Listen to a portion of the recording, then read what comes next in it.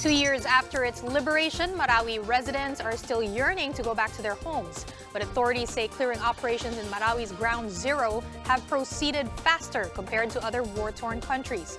Jenny Dongan with a story. 100 of unexploded bombs were detonated in Marawi's Ground Zero. These were the last bombs recovered in the area 2 years after the Marawi siege. The debris clearing is the first and most critical part of the rehabilitation efforts in the war-torn city. And Marcelino Escalada, general manager of the National Housing Authority, says this is just the beginning. Kasi ang sinasabi ng mga tao, wala talagang nagawa pa ang gobyerno. So here is now the physical start of all of our projects. There are 19 development projects in the most affected area. And one, which is the first, again, is the debris clearing and the demolition of the structures. Despite the fact that it took them almost 2 years to start building the city once again, Escalada insists that compared to other countries, this debris clearing operation is the fastest one.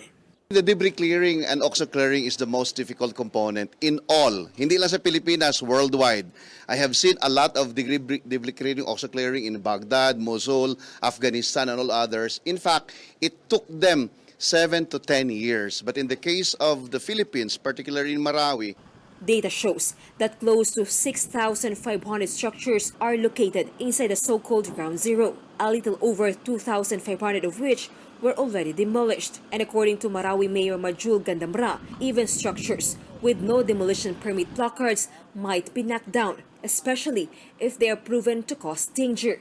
Because we cannot allow them to go back na malagay sa danger ang kanilang buhay and also their neighbor.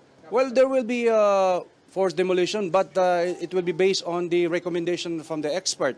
Building permits and other documents are now being processed for residents. The government will also give assistance to those who are in need of structural engineers for their buildings.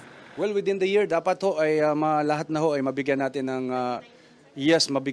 ng building permit.